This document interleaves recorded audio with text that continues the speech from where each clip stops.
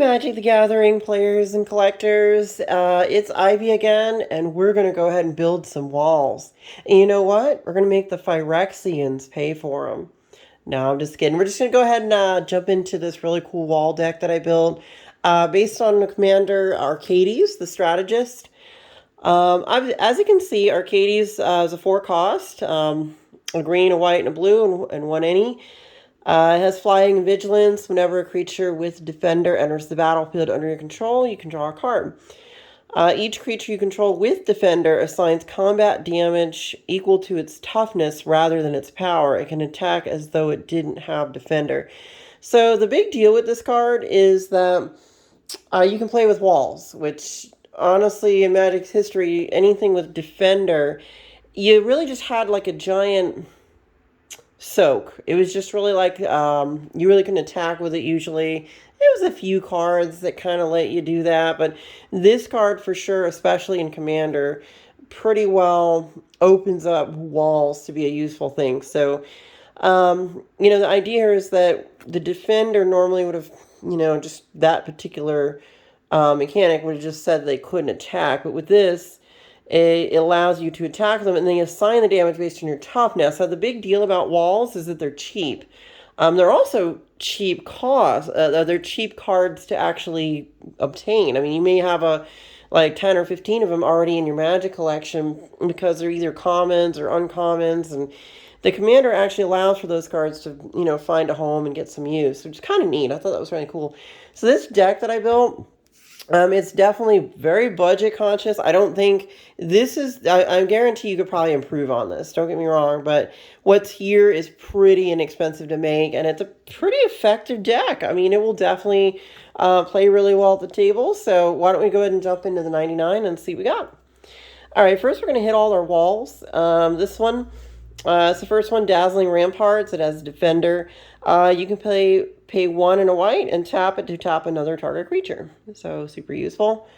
Next we got is White Wall of Blossoms. It comes into play, you draw a card. Now what's really cool with something like this is that if you look at the commander, obviously you can see that when it enters the battlefield under control, you can draw a card. So any of these walls when they come in, or any creature with defender, you put it in, and then, like this, for example, you draw 2 cards, which is really super helpful. Next, we got is just a vanilla. It's a 1/5, just flying wall. So, you can attack with a 5/5 flyer for 3 mana. So it's, nothing too impressive, but it definitely is on theme for the deck. Next, we got is Hover Barrier. It's a 0/6 for 3. Similar to the other one, just a little bit higher toughness so that, you can attack with the 6. So really super useful. The next one's going to be Amaranthine Wall, just 4 generic. Now the activation of 2 generic mana will give you gains indestructible to end of turn. So if let's say you use this and you're going to go up against Death Touch creatures, you can go ahead and swing in and then pay the 2, of course, to give it indestructible, or give something else indestructible. Very helpful if you have a situation where your stuff might get destroyed. Wall of Tears. Wall of Tears blocks any creature. Return each of those creatures to owner's hands at the end of each combat. And again, it's a 0/4 wall for 2 mana, so super cheap. Now, the idea here is that if you have some of these in your hand, you can get the walls out before you get your commander out. So when your commander comes out, you can just start swinging. They won't be summoning 6. You can start to use them as soon as the commander's out. Here's a 0/3, but you can see what it does. Other creatures you control with defender get +0/+2. So you're bumping up the backside of all those walls. So all those defender creatures, when they're that much higher, it gives you that much more attack on the front side. So definitely a very good synergistic card with this kind of a deck. So it's pretty cool. Next one we got is Overgrown Battlement. Again, it's real cheap to get out. It's a 0/4. When you tap it, you can add green mana equal to, for each, of course, creature with defender and control. So if you have 2 or 3 walls out, that's 3, 4, 5. You get the idea. You can generate more mana that way. Next one's going to be Axebane Guardian. Same idea. You tap it and it gives you X mana of any combination of colors. So, if you need white, blue, or green, you can go ahead and get that. Or X is the number of creatures with defender you control. So again, same just like the last card, but this one gives you any color mana. So super helpful. Next we got is this guy. He's a 0/5 for 2, but again, I threw him in because he does stuff. He just kind of does stuff, and it's cheap. This card is, if you don't have it, I mean, it's easy to get it. I think these are like 10, 15 cents, maybe 25 cents on like TCG Player or something. Obviously, you can see each turn, each upkeep, basically you put a counter on them, and you can pull 3 counters and put a 1/1 sapling creature token into play. Nothing too crazy here, guys. It's a common, but it does stuff and it's cheap. Cost-wise, it's cheap, and converted mana cost is super cheap. So you can get these out super fast. Now, this is a pretty... Normally, this card wouldn't see a lot of use. I'm sure in a couple kind of decks it might be okay, but here's where this one shines. Tree of Redemption... you can exchange your life total with the Tree of Redemption's toughest. Okay, whatever. If you need that, great. But what I'll say here is that the 0/13 is what matters. Because if it comes in, your commander's in play, as long as it's not summoning sick, you can swing in for 13 damage with this. For 4 mana and 13 damage is pretty darn good. All right, next one we got a Suspicious Bookcase. It's super cheap. Again, just these are all supposed to be pretty inexpensive to get into play. 2, anything. You can pay the 3 and target creature can't be blocked this turn. So maybe you want to make the 13/13 unblockable. Well, you pay the extra 3 here, swing in with that 13/13 and whack 13 damage to someone's face. Now we got Wall of Frost. Whenever Wall of Frost blocks a creature, that creature doesn't untap during its controller's next untap step. So, you might need that. If somebody swings in at you, you can block it, and then, of course, that creature won't be able to untap. So, super useful. Next we got is this one. It's more or less a coupon card. It only comes out for 2, but it makes green spells and blue spells you play cost 1 less to play. So, super helpful. Very on theme, of course, because it's a defender or a wall, and it has a 0/3. Next we got is Wall of Glare. It may block any number of creatures each combat. Now, if you can get this thing to be indestructible, you basically have almost like an infinite protective wall for creatures that may be attacking on the ground. If you get it to fly, then you're pretty much covered both in the air and the ground, especially if you can make this thing indestructible. So, definitely super helpful. And you saw there's another card that makes stuff indestructible, so very helpful. Next we got is Wall of Reverence. This one, of course, again, it flies. At the end of your turn, you may gain life equal to the power of target creature you control. So definitely gives you a little bit of life gain, but it's also got that 1/6, and it costs 4, a little bit more, but it is a flying wall, so it does give you some protection in the air and some attack in the air, considering walls can attack in this deck. Defender, whenever a creature you control with Defender blocks, you may gain 2 life. So if things are swinging at you because they want to try to knock your walls out of the game, you block with them and you get some life. So he is on theme, so it's only 1 cost to get him out. I mean, 1? It's so cheap. These are so easy to play. I got a free one in here, just Shield Sphere from Alliance's super old set. I guess from the mid to early 90s. Well, 96, maybe the mid-90s. He counts as a wall. If it's assigned as a blocker, you can put a 0/1 counter on it. But you see where I'm going with this? It's free. It's free. Costs nothing, and then you can attack for 6 if your commander's out. So it's just huge beat stick. Wall of Swords. It's 3/5 now. The deal here, of course, is if you don't have your commander out and you do get attacked, at least when you block with this, it'll do some damage, whatever it is that you're trying to block with it. Next we got is Fog Bank. Prevent all damage creature that would be dealt. Prevent all combat damage that would be dealt to and dealt by Fog Bank. So basically you block with it, and you can block a 20/20, super creature with this. And even if it has trample, because the damage reduces down to basically 0, all combat damage means fundamentally like 0. So, if something has trample, the trample damage wouldn't overshoot the 2 blocking. So you basically block something with trample. It's pretty useful. Again, this is designed to be a very cost-effective deck, but it definitely can do things if you get these walls out real fast. You'll see in a minute how you can attack with them even without your commander. So it's a really interesting little deck to effectively kind of just show up and people don't see it coming. They're like, walls? They're playing that? Okay. This is 0/6 for 2. Again, it's just a vanilla, but it's cheap. It's only 2 mana, and it's a 0/6. So useful. This one, when it comes into play, you draw a card. So super helpful again. 2/6, Jungle Barrier.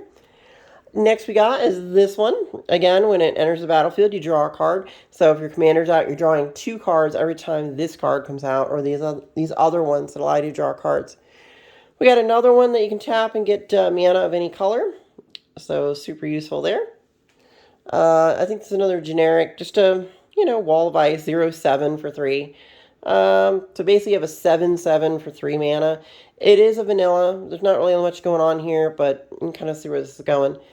Definitely, it's on theme though. The 7 damage really just whack someone down, pretty quick. Now, if you get a lot of these out, you could take out a player eventually, if you have enough of them out. At the end of combat, remove from the game all creatures blocked by Wall of Nets. If Wall of Nets leaves play, return to play under their owner's control all creatures removed from the game with Wall of Nets. So super useful. Now this guy, he does cost 8 generic any color mana. Normally when he comes out, when you play him, he just sits there as a giant 10/10 block of that's it, just blocking. But because of the way this deck is designed with the commander, as long as you can keep your commander out, he can just attack for 10 damage, and he's indestructible. So even though you didn't pay to make him monstrous, he's still able to actually attack because of the commander's game mechanic. So ultimately, if you do want to make him monstrous, well, then he's a 20/20 wall that he's attack. Well, he's more or less a statue, I guess, a golem or whatever. But that defender there allows him to go ahead and attack with the type of commander. So you get a 20/20 if you make him monstrous. But I don't know. I mean, 10 mana to make him that way might be possible. There's a lot of card draw in here. He might be able to get it. Now, let's jump into the non-wall creatures that I added to the deck to support them and just do some stuff. Again, I was going for a budget build here, so there's nothing too crazy in here, but, the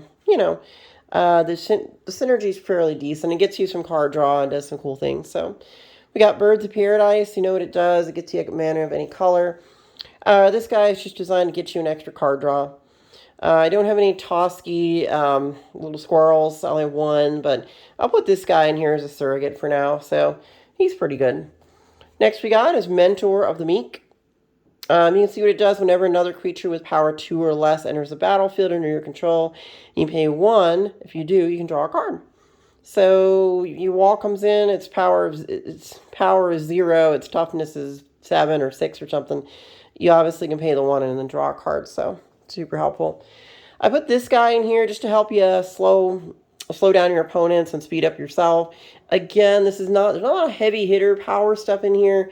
There's a lot of interesting little shenanigans and whatnot, but this will help you at least get your guys out a little faster and also go ahead and get those walls to attack quicker. So your white spells are 1 less to cast, blue spells are 1 less to cast, and of course your opponents have to pay 1 more. Next we got is this guy. Creatures you control with power or toughness 1 or less can't be blocked. So your power on a lot of these walls is 0. So obviously it's 1 or less. So you can definitely get your walls in. They'll just be they'll be able to attack without being blocked. So huge help to deal some serious damage. I got 2 lane in here. Instead of as a commander, I'm using him just in the 99. Whenever you cast a creature spell, you can draw a card, and then you put a land card from your hand on the battlefield.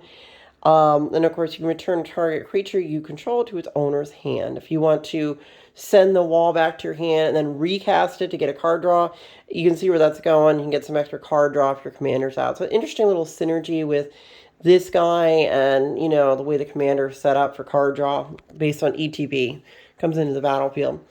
Now, I did put a few planeswalkers in here. There's nothing too impressive. This is just really synergistic with the cards. Each creature you control assigns combat damage equal to its toughness rather than its power. So again, this goes if you don't have your commander out, you can use this. And then, of course, you can gain life equal to the greatest toughness among creatures you control. So if you need to get some life back, maybe you took some damage, then yeah, you can use the Planeswalker for that. Or you can use it as kind of a surrogate to your commander in a way. Next we got is this guy. He gives you hexproof, and if you want to use his -2, you can create a white wall creature token with defender. So it creates little walls to pop out, little defenders. Venzer, you can exile target permanent you own, return it to the battlefield under control at the beginning of the next end step. So the idea here, you can see again, is to pull it out, put it back into place. You can get that card draw off of your commander. Creatures are unblockable, so this allows you to swing in with all your walls. You can get an emblem with whenever you cast a spell, exile target permanent. So super helpful there. Now, we're going to jump on to some enchantments and some of the other sorceries and interesting stuff going on in here in this little deck. Next we got is Ghostly Prison. It just keeps people away from attacking you. It makes them have to pay 2 mana for each creature they're trying to attack with. So this is a very, very useful defense card in any commander deck. I use it in almost one of the 99 for almost all my commander decks. Spider Silk Armor, creatures you control get +0/+1 and may block as though they had flying. So it's a cheap 3-cost enchantment, but it allows all your walls to basically block flying stuff. So super helpful. Next we got is Builder's Blessing. Untapped creatures you control get +0/+2. Super helpful. Asceticism, of course, your creatures you control can't be targets of spells or abilities your opponents control. And, of course, you can pay 2 to regenerate something out of your graveyard. Super helpful. This one, I almost want to think I wanted to stick it on the commander, but, there might be some other things in here and you might want to go ahead and stick it on. But I think the commander might be the way to go here. As long as enchanted creature is white, it gets +1/+1 in his lifelink. As long as enchanted creature is blue, it gets +1/+1 and is unblockable. So if you did want to, let's say, swing in with your commander, this might be a good card to drop on that commander. Next we got is going to be Propaganda. It's literally the same card as Ghostly Prison. It just makes people pay 2 to attack you. So if you have Ghostly and Propaganda out, well, it's going to cost somebody 4 mana to attack you. So you're basically shelled in pretty tight. It's really hard for people to get rid of you unless they get rid of those enchantments. So you need these defending enchantments in place so you can keep your walls out and start using them for attack. Each creature you control assigns combat damage equal to its toughness rather than its power. Creatures you control can attack as though they didn't have defender. So this only costs 3 to get out. It's cheaper than your commander. So keep in mind, if your commander gets punted to the command zone, your walls are deactivated, they're stuck there, they're not moving, you might have a second way to get that out. If you have this in your hand, you can drop this out and then still attack with those walls. So it gives you kind of a backup, a backup plan in case your commander is not in play. That was a neat little ad. Next we got is Rhystic Study. I'm not going to get into that. I think we know what Rhystic Study does. It's a staple in most commander decks these days. Sight of the Scale Lords. At the beginning of combat on your turn, creatures you control with toughness 4 or greater get +2/+2 and gain vigilance until end of turn. So again, you're basically just super buffing everything. It's so super helpful. It's just amazing to super buff your stuff. And it's an enchantment and only costs 5. One of the more expensive cards in this deck, but I think considering how cheap it is to get the walls out, I think it'll definitely get some play. This one, each creature you control assigns combat damage equal to its toughness rather than its power. Again, the same theme. All of these have a huge toughness. As Sir Mix-a-Lot would say, this deck likes big bets, as Sir Mix-a-Lot would usually say these things. You can target creature with defender, can attack this turn as though it didn't have defender. Of course, you can pay the green and 2. Creature you control get 0/0/+1 until end of turn. So you can buff your walls and do all kinds of cool stuff with it. Again, it gives you extra ways to attack with those defender creatures. Next we got is Revenge of the Hunted. Until end of turn, target creature gets +6/+6 and gains trample, and all creatures able to block it this turn do so. Good way to buff one of those big walls, and then, of course, you can swing with it. It'll pretty well decimate somebody's little, little tiny army of guys or something. Good way to get rid of some stuff. Next we got is Explosive Vegetation. It's basically just a ramp card. You can get some lands and put them in the battlefield tapped. Overrun. This is a wipe somebody out of the game card. If you have enough walls in play, just attach Overrun, give them all trample, and then just swing in with everything and see if you can run down all their creatures or take out their life total. Super helpful. Now we got an interesting little board wipe here. You bury all creatures with power 4 or greater. Now I almost think it's a bit too specific. 4 or greater. There might be some that are 3 or 2 out there, so I put it in because it helps you, because you don't really have anything at power 4. So, but it will get rid of some big stuff for sure. Your opponent's big stuff will be wiped off the field. So it should leave behind stuff that you can either attack into and not lose your walls, or it will leave behind things that can't block you when you swing in. Or they can block, but then they'll lose that creature because it's lower than 4 power. So you can kind of see where I'm going with that. This one, destroy all creatures with power greater than target creature's power. So you target one of your walls like a 1 or a 0 or something, and then you do this, and then you're good to go. Next we got is going to be Tower Defense. Creatures you control get +5, +0, +5, and gain reach until end of turn. So if you're swinging in with walls, you play this 2-cost enchantment. Well, now your 0/7 walls is 0/12 walls, so you can swing with that, and it'll do 12 damage. And people just won't see it coming. They might have a blocker out, or they might try to chump block your walls. Say, oh, I'll just block with 3 things. Then you put this down, then all their 3 things get wiped out because they tried to gang block your stuff. Super helpful. I mean, this is like old school easy magic, guys. There's really nothing complicated in here. It's just like easy math, easy magic, real cheap cards that you can easily acquire. I'm not going to get into it. Swords to Plowshares is if you have a problem and you want to get rid of it. It's one way to do it. I got a counter spell in here. If you have it in hand and you got some issues, you can just go ahead and punt somebody's spell and get it out of there so you can keep going. Next we got is our artifact. I use this one in a lot of different decks. Again, it's designed to slow down your opponent's ability to catch up to you or to get enough of a defense up to prevent the walls from getting through. The attacking walls, I guess, which is kind of ironic. At the beginning of your end step, each opponent loses 1 life. Yeah, that's not really a big deal, but the fact they have to pay 2 more to cast stuff is really going to, drag things down for them. This is a must-have in this deck. So any creature with power greater than 2 may not be untapped as normal during an untapped phase. So your walls are either power 0, 1, or 2. Maybe, I think there's one that's like a 3 in there, maybe. It's like a 2 or 3 or something. But yeah, so any of that stuff right there, you basically are going to be in great shape. Because if somebody tries to attack, it's stuck tapped. They can't get it back out again. So, they can't really untap. It's very helpful unless they get rid of the enchantment. Or the artifact, excuse me. It only costs 1 to get out. Such a good deal for that card. Now, rest we're going to look at is basically just rocks and non-basics. Again, guys, I didn't do anything complicated here. I didn't put a lot of money into this. There's a reason for that, to make a really fun little commander deck. You can play it with your friends, play it with your family, even kitchen table, whatever you want to do. But this one, you can probably most make it from the cards you already have in your collection.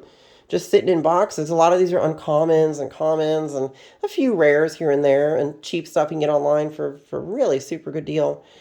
It's a chromatic star. You can kind of see what it does. You add 1 mana of a color.